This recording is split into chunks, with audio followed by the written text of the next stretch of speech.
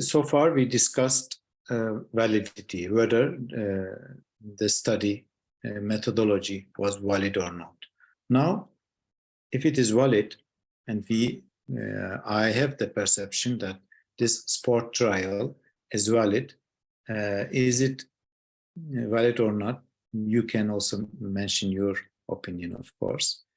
If it is, we decide that this is a valid study, then the next step is to say, to judge, to appraise whether it is important or not, whether the results are important for our outcome.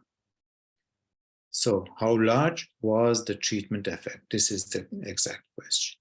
For this, you know already the effects, precision effects, which we use, the relative risk reduction, absolute risk reduction, number needed to treat, p-values, confidence intervals, etc. Let us look at the table 5 of this study. In the table 5, you see there is a treatment effect. So they compare groups, for example here, 3 months, at the month 3, year 1, year 2, in different occasions, they compare the two groups, surgery group with the non-operative group, for example here. And what they see, the primary outcome was pain. Then they have also secondary outcomes. But let us concentrate us on the primary outcome, bodily pain. The bodily pain was here 30.5. In the other group, it was 27.6. So apparently, in the non-operative group, the pain is less. But is that important? Is this difference important? What we have to see, we have to look to the treatment effect, the mean difference. Mean difference is 2.9 points.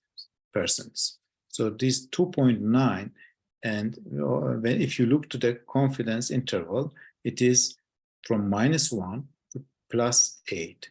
If you remember our previous presentation, a confidence interval of the mean differences, including 0, was non-significant. So this confidence interval here is including 0. That means the p-value here, it's not given in this table, but if they would have given the p-value, it had to be larger than 0.05. So this is a non-significant treatment effect. What about the other? For example, physical function. Is it in the 3 months, at the 3 months, physical function, is it significantly different? In the surgery group, 27, in the control group, non-operative group, 25. And it is also, if you look at the confidence interval, non-significant. So most of the indices here seem to be non-significant. But is it, our question was whether there is a difference between the surgical intervention group and the conservative treatment group. And if I can say that there is no difference, that is also very clinically very important, of course, for me.